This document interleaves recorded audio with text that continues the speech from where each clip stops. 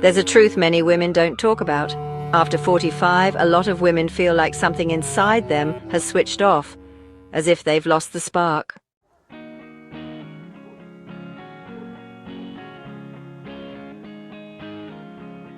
But the truth is that blackout is actually a signal. Your body is speaking to you. It's just using a different language now. And to understand it, you have to listen without judgment, without the pressure to keep functioning like before.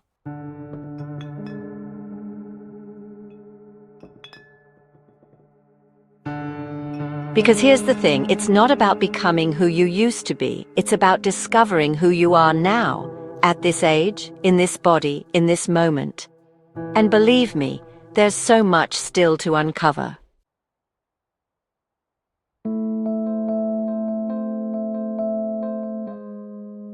One of the things almost no one says is that desire doesn't vanish. It transforms. It might not show up with the same intensity it did in your 20s, and that's perfectly normal.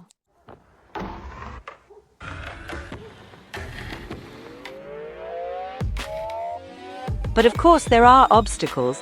One of them is guilt.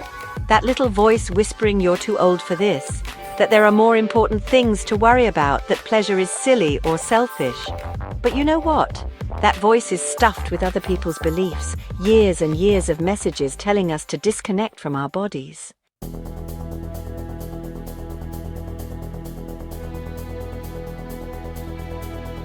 Making us think that pleasure was a luxury, or worse, something forbidden after a certain age. And unless we challenge that, it steals a vital part of who we are.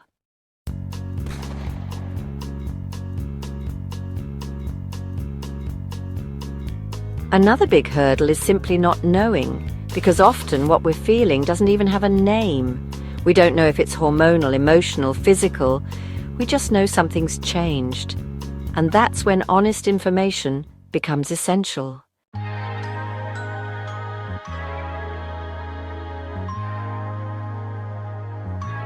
For instance, did you know that the drop in estrogen doesn't just affect your periods? It also impacts your skin, your natural lubrication, your energy levels, even your mood. But nobody explains it properly.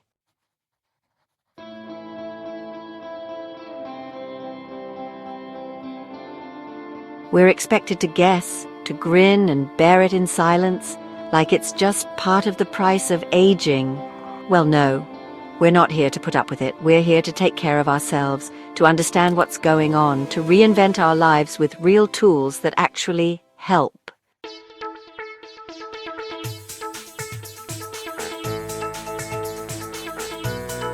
And it's not just about the body.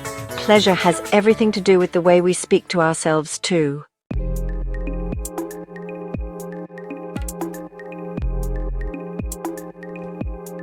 Have you ever stopped to notice the kind of things you say when you look in the mirror?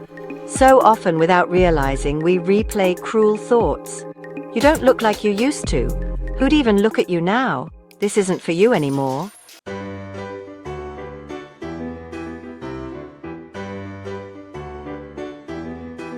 And the worst part is, we say it so naturally, like it's totally normal to treat ourselves this way. But it's not. And every single one of those phrases dims something inside. That's why the first step to rediscovering pleasure isn't physical. It's mental. It's learning to look at your body with kindness.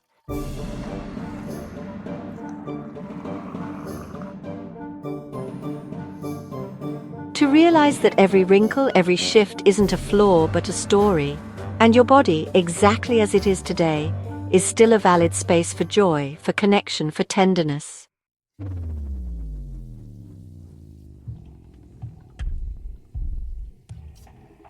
Sometimes that rediscovery begins in the simplest of moments. A slow shower without interruptions, an afternoon with no obligations.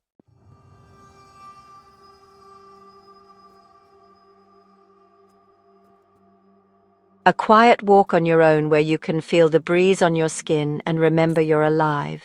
Because yes, you are alive. And that alone is reason enough to reconnect with what makes you feel good.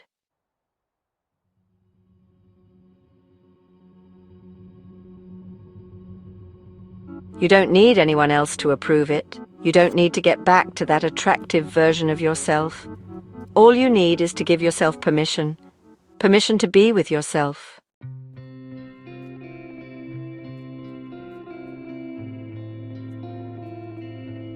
To explore without pressure, to touch without expectations. And right there, in that space, something new begins to grow.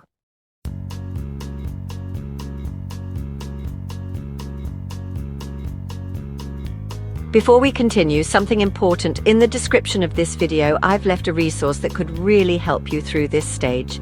It's something several women are starting to use and are seeing real changes. If you're curious, have a look later. It might be just what you need.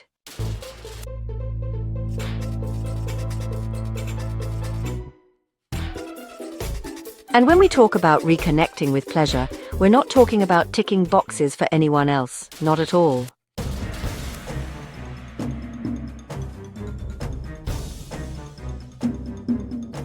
Here's something hardly anyone mentions.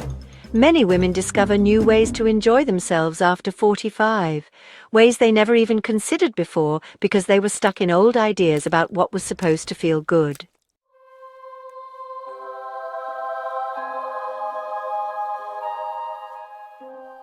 And this is where imagination becomes powerful, because pleasure also lives in the senses, in what you see, what you smell, what surrounds you.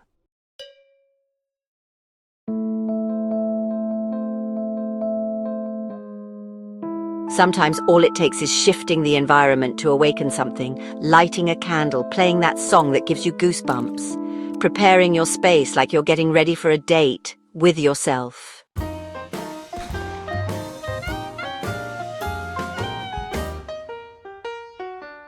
Because you deserve it, because your well-being is non-negotiable, and because feeling good in your own skin has no expiry date.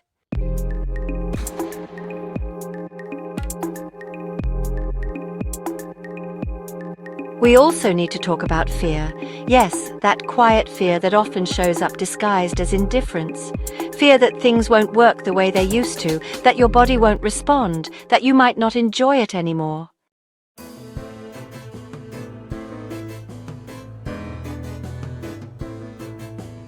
And I get it. It's uncomfortable to face something that once felt easy and now feels complicated. But there's something so freeing about facing that fear with no pressure, not chasing a result, just being curious about what's on the other side.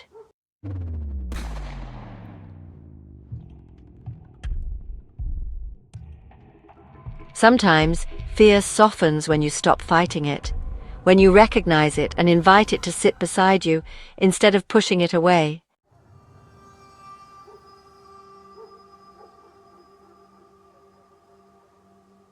Some women rediscover their desire in the pause, in the slowness, in the unspoken, because, well, the body needs time. Time to unwind, to trust, to open up again.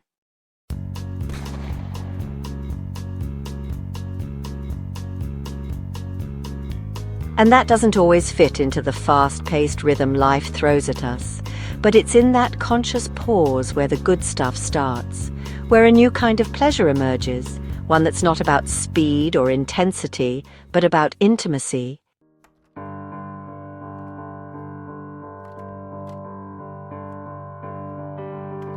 Intimacy with yourself comes first, and then later on, if you choose, with whoever you want.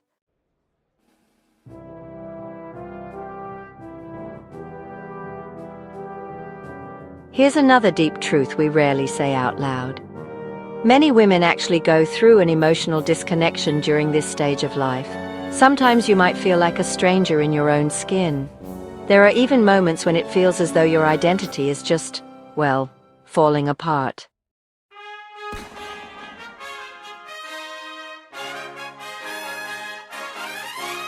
But you know, what seems like a loss can actually turn out to be an opportunity, because when everything shifts, you get to decide what you want to keep and what you're ready to let go of.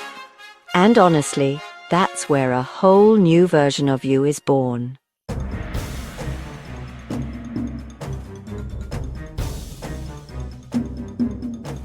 Not a younger one, not a perfect one, but a truer one, a more aware one, a more powerful one.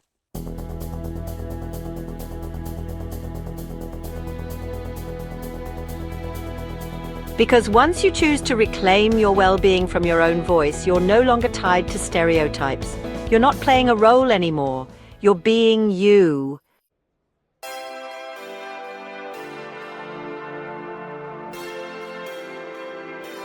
And if you're in a relationship, don't be afraid to open up this conversation.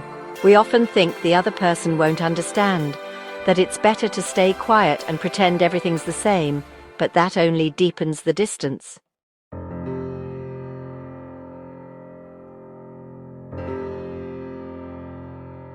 What transforms a relationship isn't, perfection. It's honesty. Being able to calmly say, I need a different pace, or I want to explore what feels good for me now. Not to please, but to share, to build something real.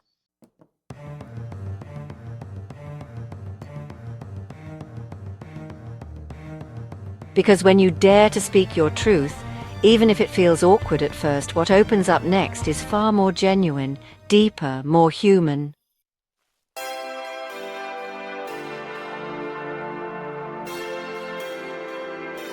And if you're not in a relationship, that can actually be a huge gift. You've got space, intimate space, just for yourself. No pressure, no external expectations. You can rediscover who you are with complete freedom.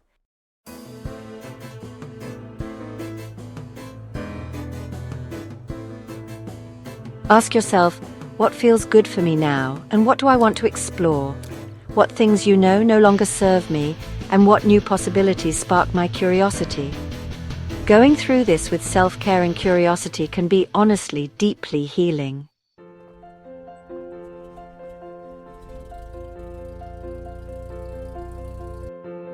Because there's no outside noise, just your voice, your body, your time, and that is an enormous gift, one we don't always value enough.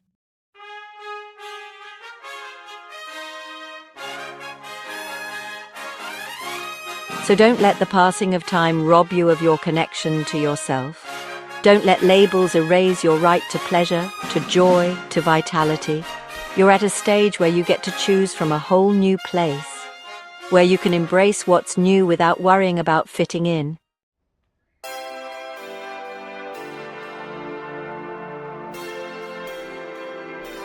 Because you no longer need to fit in, you need to feel good.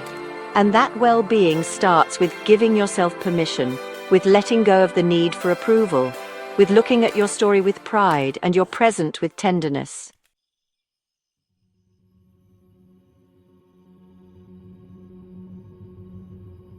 Because pleasure isn't just a memory from the past, it's a possibility right now, one that's waiting for you to see it through fresh eyes.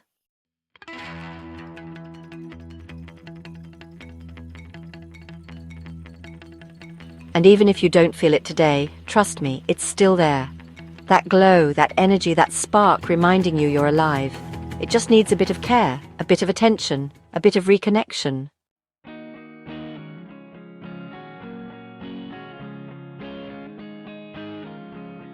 There's no rush. There's no single right way to get there. There are paths, and you get to find yours. One that makes sense for who you are now. One that's not based on what you're supposed to feel, but on what genuinely brings you back to yourself.